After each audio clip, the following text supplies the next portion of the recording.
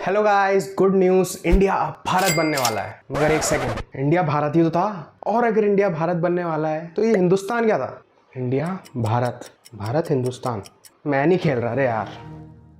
इसमें इसका बिल्कुल भी दोष नहीं है। इस समय बहुत लोगों के मन में ये कंफ्यूजन चल रहा है। प्राइम मिनिस्टर नरेंद्र मोदी ने अपने रीसेंट स्टेटमेंट्स एंड इन्विटेशंस में हमारे देश का नाम इंडिया ना यूज करके भारत नाम को इस्तेमाल करने से पूरे देश भर में कंट्रोवर्सीज का भूचाल आ गया है।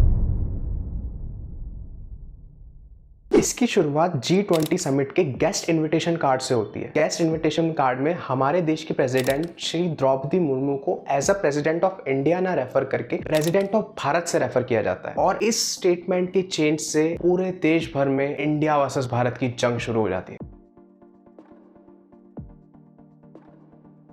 असल में ये सिचुएशन पहली बार नहीं क्रिएट हुई है। 1950s में जब हमारे भारतीय संविधान को बनाया जा रहा था तब भी ये बात काफी चर्चा में थी कि हमारे देश को किस नाम से पुकारा जाएगा। उस समय के प्रधानमंत्री श्री जवाहरलाल नेहरू जी ने इस मुद्दे पर काफी सोच विचार करके 1951 में हमारे कॉन्स्टिट्यूशन को ऑफिशियली डिक्लेयर करते वक्त हमारे देश को दो नामों से एड्रेस किया। उनका स्टेटमेंट था कि India that is Bharat shall be the union of states. इस स्टेटमेंट से साफ जाहिर हुआ कि हमारे देश को भारत और इंडिया के नाम से पूरी दुनिया भर में पुकारा जाएगा। अब मोदी जी इतना बड़ा स्टेटमेंट दे और अपोजिशन पार्टी वाले उनका इस बात में समर्थन ना करें, ऐसा कभी हो सकता है? समझ रहे हो?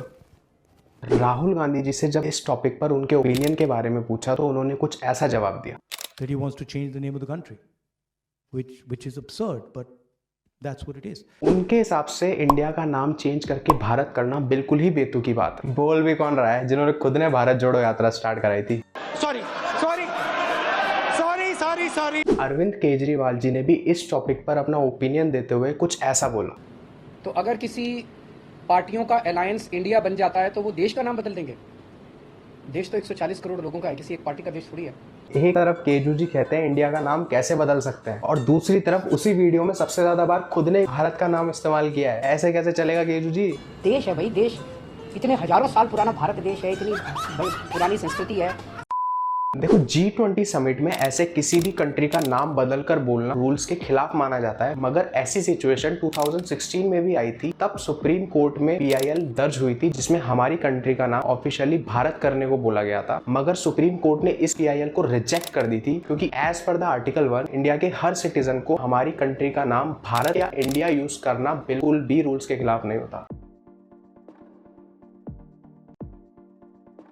मेरे हिसाब से हमारी गवर्नमेंट को इंडिया का नाम ऑफिशियल रिकॉर्ड्स पर भारत करना काफी महंगा पड़ सकता है। 2018 में डैरिन ओलिवर एक लॉयर थे जिन्होंने एक इंटरेस्टिंग फॉर्मूला निकाला जिससे हम एस्टिमेट कैलकुलेशन करके बता सकते हैं कि अगर किसी भी कंट्री को अपना नाम चेंज करना हो तो उसमें कितना पैसा एक्सपेंसेस में जा सकता है। फाइनेंशियल ईयर 2022-23 में इंडिया का एस्टिमेट रेवेन्यू लगभग 23 लाख करोड़ के आसपास था। एंड अगर हम इस फिगर को कंसिडर करके डैरिन ओलिवर के मेथड से जाएं तो हमारी गवर्नमेंट को इंडिया का नाम ऑफिशियल रिकॉर्ड्स पे भारत नाम करने से लगभग 14,000 करोड़ तक का एक्सपेंस उठाना पड़ सकता है। और अगर इतना सारा पैसा एक कंट्री को रिनेम करने में लग सकता है तो इससे अच्छा हमारी गवर्नमेंट इन पैसों को इंडिया के इकोनॉमिक डेवलपमेंट के लिए यूज करे। आज भी हमारे देश में कई सारे ऐसे इलाके हैं जहां पर पानी टाइम पर नहीं आता है, जहां पर इलेक्ट्रिसिटी की प्रॉब्लम 12 महीने चलती है। और अगर हम इन पैसों से हमारे देश की कमियों को सुधारेंगे तो हमारे देश का हर वो नागरिक, फिर चाहे उसे इंडियन बोल लो या भारतीय बोल लो, लेकिन वो हमारी कंट्री के लिए प्राउड जरूर फील करेगा।